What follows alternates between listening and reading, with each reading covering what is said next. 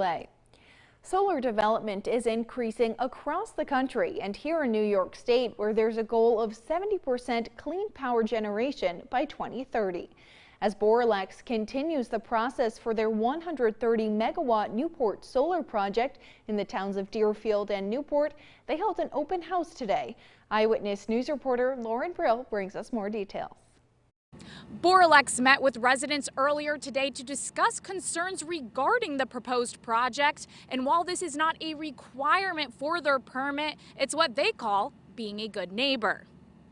We're holding this open house as a voluntary open house, and we did it because we heard from the community that there was real interest in engaging and learning more about the project itself. Suarez tells me that it is not typical for the company to have more than one open house that is not required by the Office of Renewable Energy siting permit application. But he says this first event will act as an introduction. It's like a neighbor knocking on the front door to some extent, in a kind way with a pie. Maybe this time not so much pie, but certainly information on what's happening.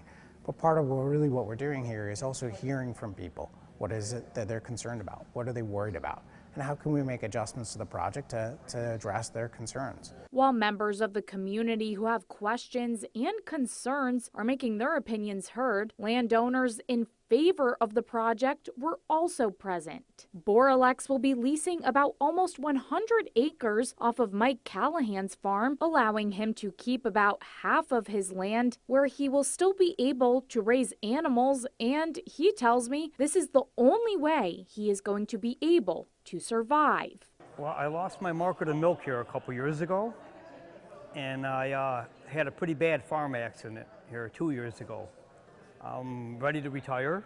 Not much retirement I have, so this is like a godsend for me. In addition to the personal benefits for many farmers, Boralex says that the project will have significant benefits to the towns involved and the state as a whole, including providing significant tax revenues, 150 full-time jobs during construction, and 2 to 3 full-time jobs during operation, while boosting the local economy. Meanwhile, the Deerfield Town Board is working on finalizing the solar law with hopes to vote on the legislation on October 3rd. While Boralex does not have to take this new law into account when planning their project, Suarez says they will try to address every aspect of the law. When we hear from folks today, we'll influence that final outcome considerably. We will be listening very, very closely to what's occurring and making adjustments as we can.